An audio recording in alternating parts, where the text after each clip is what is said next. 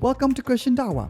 Today we're going to be answering the question, does the Bible teach that it itself is corrupted? I hope you find this interesting. Welcome along.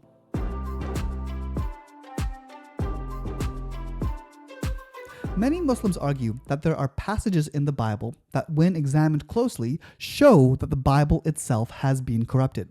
So, we're going to dive in and address those passages today. First, we're going to begin by analyzing why Muslims have to make this argument in the first place. Then we're going to address the specific verses that they use in these arguments. And then we're going to conclude by talking about what does the Bible actually teach about its own corruption. So, let's dive right in.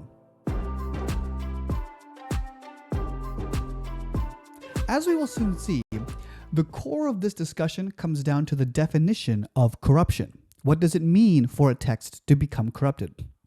Now, as a Christian, I have a certain definition of corruption. And that definition, I would say, would be to change a text in a way which alters its fundamental meaning. And this is not just a definition that I've pulled out of nowhere. This is a traditional definition that has been understood by both Christians and Jews for millennia. But even in modern times, we have dictionaries which give us this definition, such as the Google Dictionary, which defines textual corruption as the process by which something, typically a word or expression, is changed from its original use or meaning to one that is regarded as erroneous or debased. So we can see here that corruption fundamentally has to do with changing the meaning of a text. Christians don't believe that the Bible was a book that was in heaven and that was delivered to man word for word. Rather, we believe that the Bible was written over many years through the natural processes of human communication combined with inspiration from the Holy Spirit. And so that over many years, people naturally wrote the Bible through the providence of God and the inspiration of the Holy Spirit. And then God also helped people to edit and then compile and then canonize these books into what is now known as the Bible. And this is a very long process of writing, editing, and canonizing the Bible. And over this entire process, God has been sovereign and has been making sure that it has not been corrupted and that the meaning has been preserved. However, there are errors in transmission that have occurred because that's just a given when you're dealing with people who are making handmade copies of manuscripts. And so the idea that Christians have is that there may be minor errors in transmission, but the meaning has been preserved. Even skeptical scholars like Dr. Bart Ehrman agree that the Bible, specifically the New Testament that we have today, is pretty much the same New Testament that was originally written. That is to say that there has been no major meaning corruption that has occurred in the text of the New Testament. And the way they're able to come to this conclusion is that while individual manuscripts have corruptions on the word level, we have thousands and thousands of manuscripts, over 5,000 manuscripts, as well as early translations of the Bible into other Near Eastern and European languages, as well as numerous hundreds and hundreds and hundreds of quotes from early church fathers, which Muslims would kind of view as sanad, like an isnad chain, all of these attestations help us to build a very accurate picture of what the original New Testament looked like. So we Christians believe that the important part of the Bible is its message, not so much its words. That the words are a tool that are used to communicate the message, but as long as the message and meaning is preserved, whether the words individually are preserved or not is not very important. And so because of that, we would consider the Bible to be uncorrupted because the meaning has been faithfully preserved over the millennia. The Islamic perspective differs very greatly from the Christian perspective, both in regards to the definition of corruption as well as our expectations of a holy book. In Islam, a holy book is perceived to be a book that is existing in heaven and is sent down by God in its entirety, word for word, to a prophet who then disseminates it to his people. And we can see this very clearly in Surah 3, Ayah 3, which says, نزل عليك الكتاب بالحق مصدقا لما بين يده وأنزل التوراة والإنجيل. So in this verse, we can see the same word, nazala or anzala, it's the same root, being used to describe the process of revelation of the Quran, as well as the process of revelation of the Torah and the Injil, the Gospels. All three books are sent down or caused to descend by Allah to a prophet. The Torah was sent down to Moses, Injil to Jesus, and the Quran to Muhammad, of course. And so we can see this is a very different perspective on what a holy book is.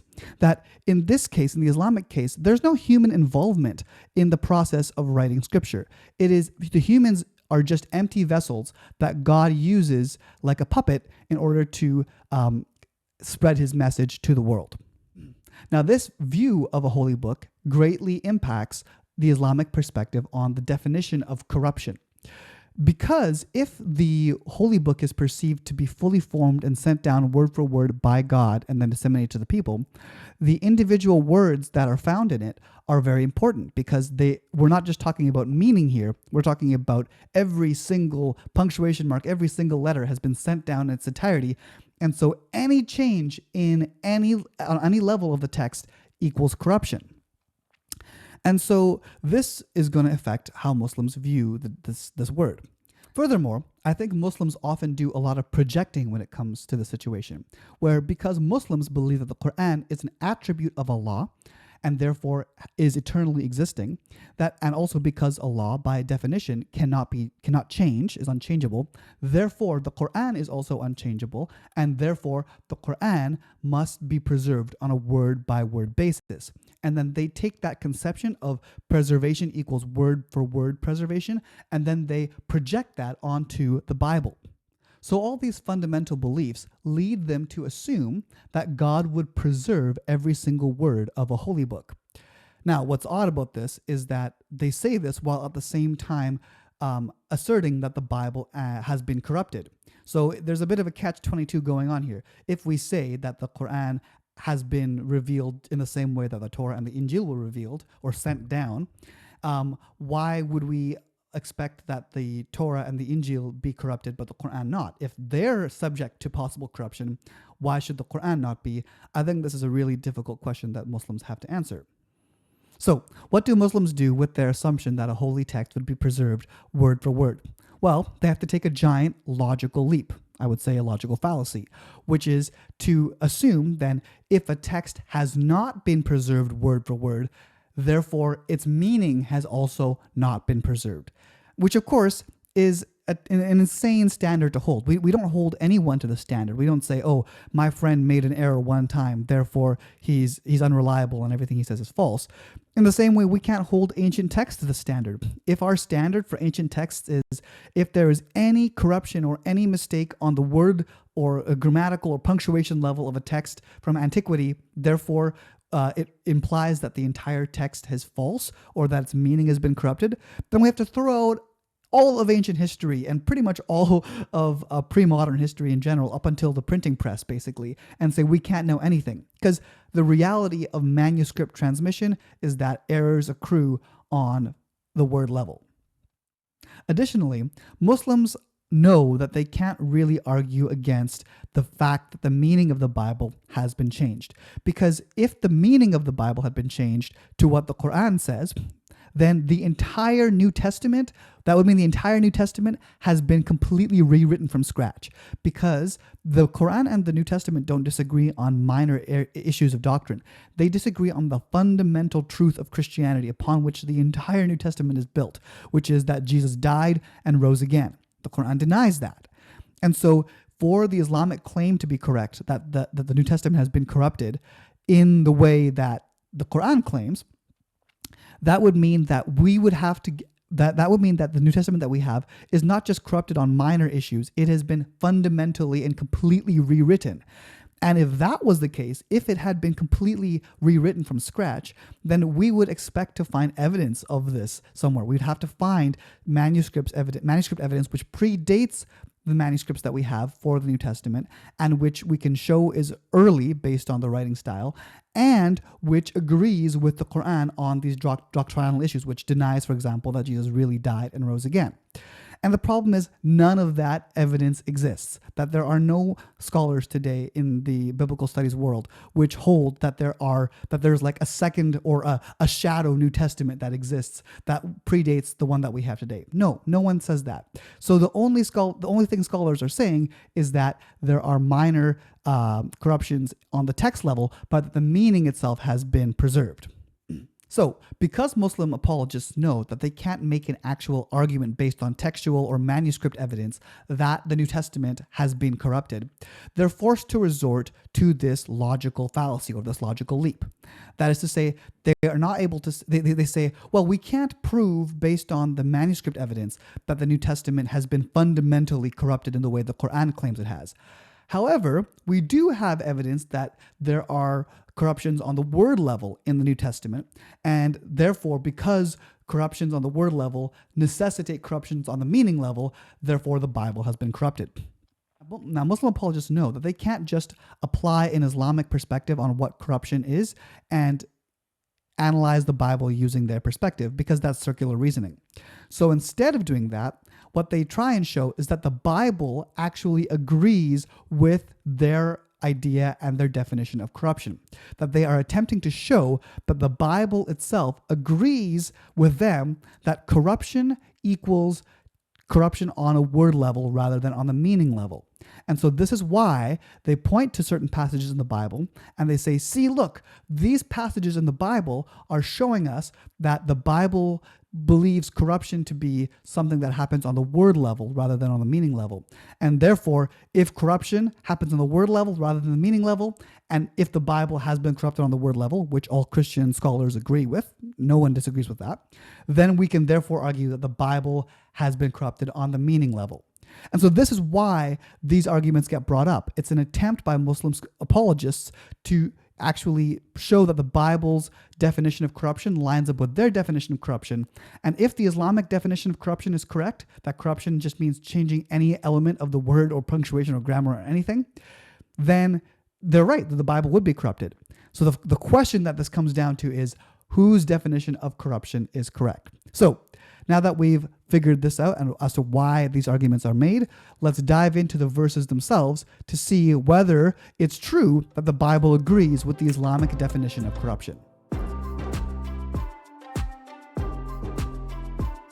The first verse we're going to examine is Jeremiah chapter 8, verse 8, which says, "How can you say, 'We are wise and the law of the Lord is with us'? But behold, the lying pen of the scribes has made it into a lie." And so Muslims will read this and say, look, Jeremiah the prophet is admitting that the scribes at his time were changing the text of the Tanakh or the Torah or the law of God. And so this is evidence in the Bible that it itself has been corrupted. So is this really what this passage is saying, or does it mean something else? Well, the first question we have to answer is, who are the scribes here? Who are scribes in Israelite culture at this time? Well, if we turn to Nehemiah chapter 8, verses 7 and 8, we can see that the role of the scribes is described very well, where it says, it lists some of these scribes, and they're all Levites who are related to each other because they're from the clan of Levi, and the tribe of Levi, rather. And this is what happens, that these people, it says, instructed the people in the law while all the people were standing there. They read from the book of the law, making it clear and giving the meaning so that the people understood what was being read. So what were the scribes doing? What was the role? The role was not to transmit the text of the Torah or the law through writing. Their job was to give interpretation of the text of the Torah so that people could understand what it was really meaning. In Islamic terms, we might say tafsir, that these guys were helping to interpret the meaning of the text.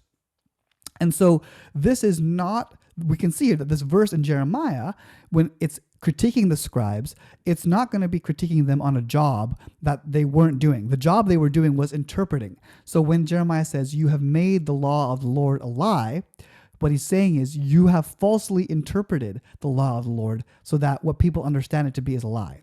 That's what he's talking about. He's talking about interpretation as opposed to transliteration or transcription of the text. Furthermore, biblical scholars like John Bright, Peter Craigie, and William McCain all agree that this passage is definitely talking about false interpretations of the Torah as opposed to changing the text of the Torah. And even if we were to take more liberal scholars and more skeptical scholars like Bernhard Duhm, even these scholars don't agree with the Muslims on this position. They don't believe that the text of the Torah is being changed here. They just believe that Jeremiah is opposing some of the political reforms that were going on in regards to understanding the Torah in that time. And so this is not something that scholars hold to, that this is not the scholarly consensus on this verse is clearly that this is referring to scribes who are falsely interpreting the Torah as opposed to changing the text of the Torah. And just something to add here, just on a logical level, if these scribes were changing the actual text of the Torah and then later on the Tanakh, why would they have left this verse in? They would have taken it out. That they would have never allowed that verse to remain there. They weren't stupid; these were intelligent people, so they would have known that this verse is damning to them. Rather, clearly, what's happening is they're not touching the text itself because that would be a step too far. But rather, they don't need to do that. They can just interpret it falsely, and that's enough to be able to cause wickedness and evil in the land. The next verse to discuss is Deuteronomy chapter 4, verse 2, which says, "You shall not add to the word that I command you, nor take from it, that you may keep the commandments of the Lord your God that I command you." And so Muslims will sometimes point to this verse and they'll say, see, look, God is saying that if you add anything or take anything away from the word of the Lord, therefore that counts as corruption. And see, look, this verse, therefore, agrees with our definition of corruption, that corruption means any change on the word level is corruption. No, this is not what this verse is saying. This verse is clearly talking about a meaning-based corruption. And how do we know that? Well, the second half of this verse, which is in Hebrew, Lishmor et mitzvot Adonai Elohechem, which is in order or that you keep the commandments of the Lord your God. So God says, you shall not add or take away from the commandments I give you. Why? So that you can keep my commandments. So this has to do with Israel making sure that they're able to keep the commandments of God properly, which has to do with them understanding the commandments, which means that we're talking about a meaning-based corruption here. And so we can see this, like if the question would be, would you be unable to follow a law if the only difference was one or two textual differences? Like if the law said, do not murder any people versus do not murder any persons. Persons and people are different words. They have the same basic meaning. And so the meaning would be preserved even if the words were different.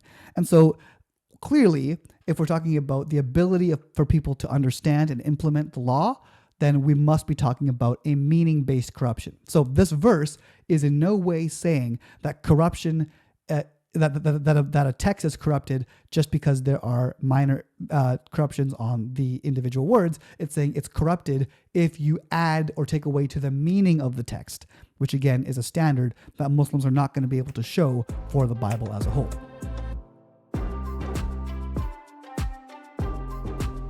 The next verse is Revelation chapter 22, verse 18. One of the last verses in the entire Bible. And it says, I warn everyone who hears the words of the prophecy of this book. If anyone adds to them, God will add to him the plagues described in this book. And if anyone takes away from the words of the book of this prophecy, God will take away his share in the tree of life and in the holy city, which are described in this book. So Muslims will look at this and say, look, it's saying if you add any words or take away any words, then therefore you will be guilty of corrupting the book. And so therefore, Revelation here is talking about corruption on the word level. Well, is it though? If we read this in Greek here, we can say, Marturo egopanti to akonti tus logos tes prophetais tu biblio tuto, which is, I warn everyone who hears, akuonti, who hears the words of the prophecy of this book. It's not saying who reads that. That's very interesting. Why would it say who hears the prophecy? Because in those days, a lot of people couldn't read, so the letters that were written were read out loud. And so most people engage with texts via hearing. And so what this is referring to is not textual reproduction. John, in this case, is not talking to the scribes who are transmitting revelation, who are copying revelation onto papyri or onto vellum.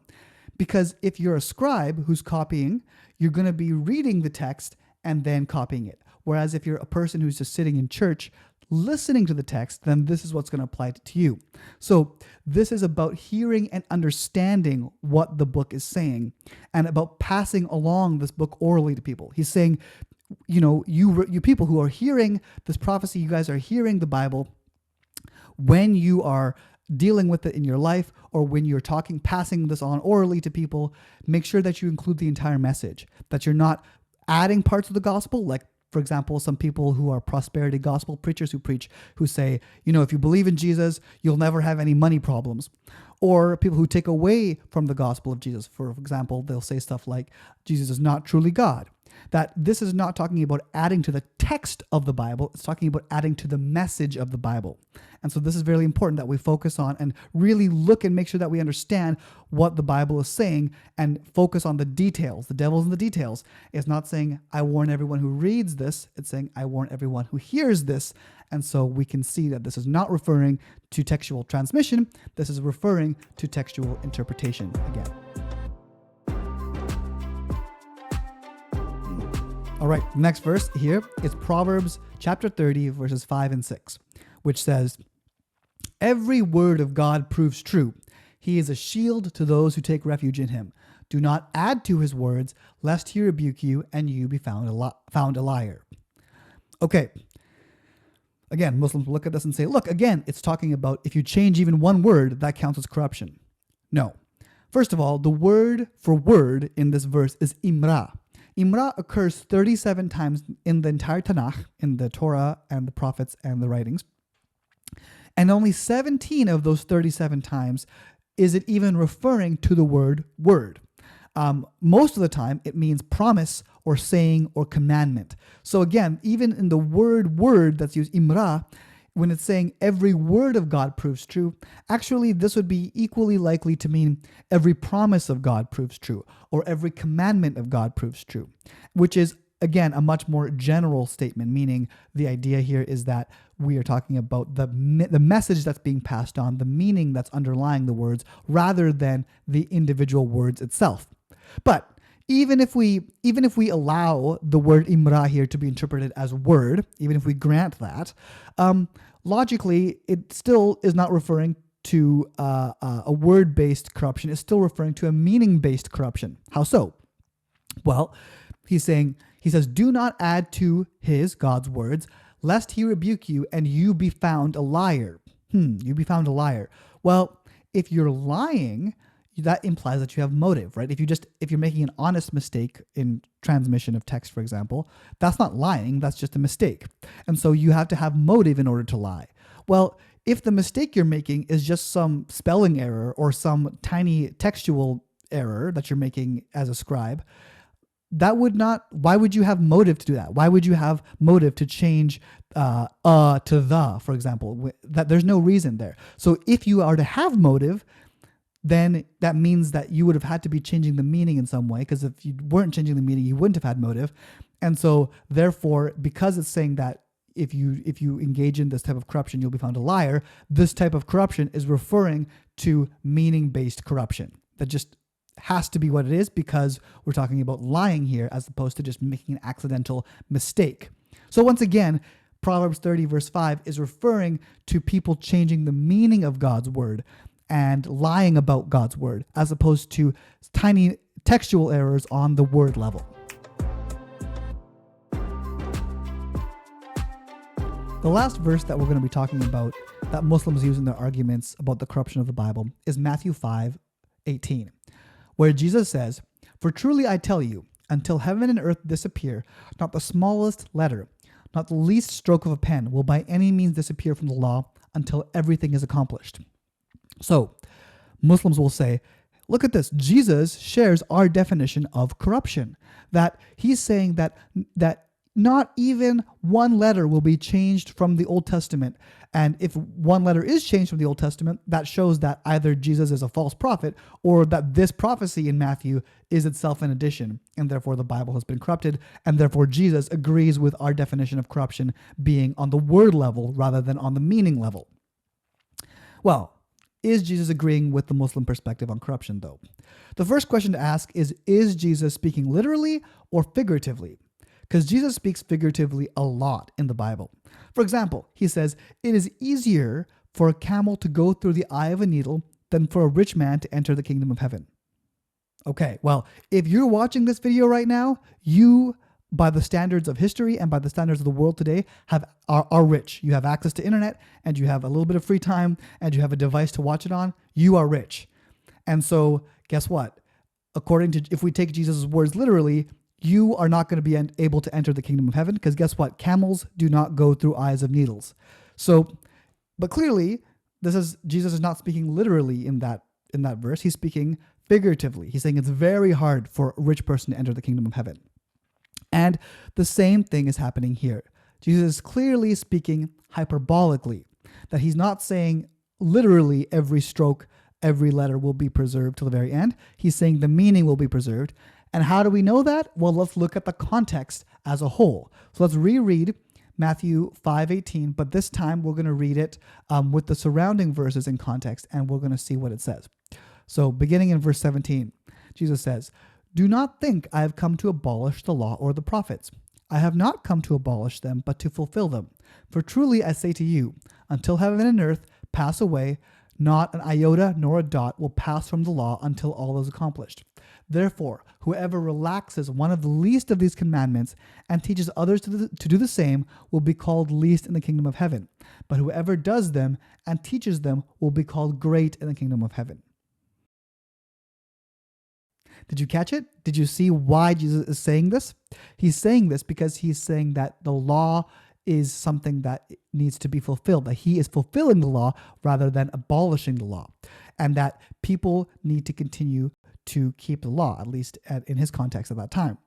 And so, again, we're not talking about here Jesus saying the individual words are what's important. What's important here are the meaning of the Old Testament, the meaning of the law, so that people can keep it properly. And that's what Jesus is concerned about. He's not actually concerned about every single letter and every single word. He's using that type of language hyperbolically in order to communicate his message. And so if a Muslim is going to argue that this is literal, he's going to have to give reasons why other passages that Jesus is saying are also literal, or if they're not literal, how can he choose that this is literal and those are not literal? I think it's very clear here that Jesus is speaking hyperbolically and figuratively. So I hope we can see that all of these verses that Muslims use to try and show that the Bible agrees with their definition of corruption is just not the case. That every time, actually, when you examine the text closely, it's not talking about the corruption of individual words as a problem. It's talking about the corruption of the meaning as a problem. And the thing is that this is just a reasonable perspective to have, because word for word preservation in the ancient world would have just been seen as silly and ridiculous, because everyone knew how scribal errors worked. They didn't live in the internet age where you can just copy and paste. They knew that as soon as you get textual transmission, you are going to have errors on the word level. So the idea that you would critique that process, that you would say, make sure you make 0 errors in your manuscript copies, that would kind of be like saying to someone, well, make sure that you never ever trip when you walk in your whole life. It's just not something that's possible because people make mistakes. And so it would be very silly, and it's anachronous, really, for us to look back at this time and say, well, they must be speaking against word by word corruption, because that just wasn't a possibility that they had ever heard of or knew about. And so every time we talk about corruption in an ancient context, just logically, we have to be talking about it from a meaning-based perspective, because the word-based perspective, corruption was a given. There was no way to avoid it. So I think that's just something that we need to bear in mind here. Now, in response to what I've just said, some Muslim apologists will say, well, okay, sure, most of the corruption of the Bible is on the word level, but there are parts of the Bible that have been added in, which affect the meaning. For example, the story of the woman caught in adultery in the book of John, or the ending of Mark, which was added on later. And I see where they're coming from, but actually, when you think about this more deeply, these added in passages should actually increase our confidence in the reliability and lack of corruption of the New Testament rather than cause us to lack confidence in it. Why is that? Well, the question is, how do we know? How do modern scholars know that these passages were added in later? It's because we have so much textual evidence. We have so many manuscripts, so many church father quotations, so many translations into early languages that allow us to compare and look around and see that, oh yes, these clearly were added in later. But that means that we're able to separate what was added in later and what was preserved. And what was preserved was basically the entire New Testament, and what was thrown out were just a couple stories. And so this should actually give us more confidence that the New Testament that we have is accurate.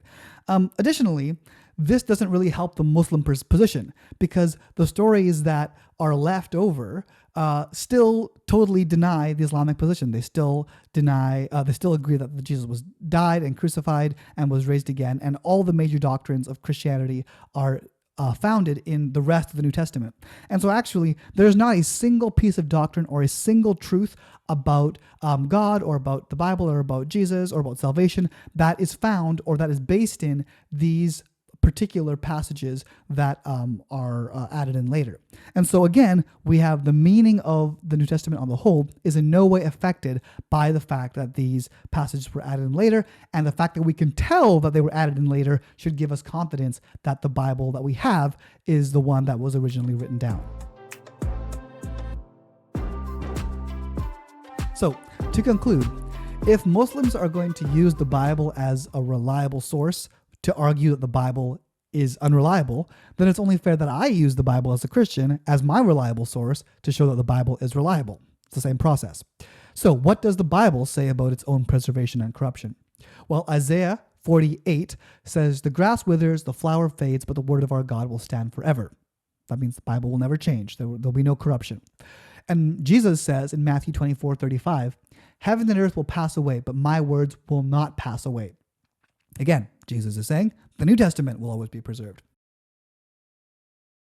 And Galatians chapter 1, verse 8 actually makes a prophecy, I believe a prophecy about Islam, where Paul says, "But even if we or an angel from heaven should preach to you a gospel contrary to the one we preach to you, let him be accursed."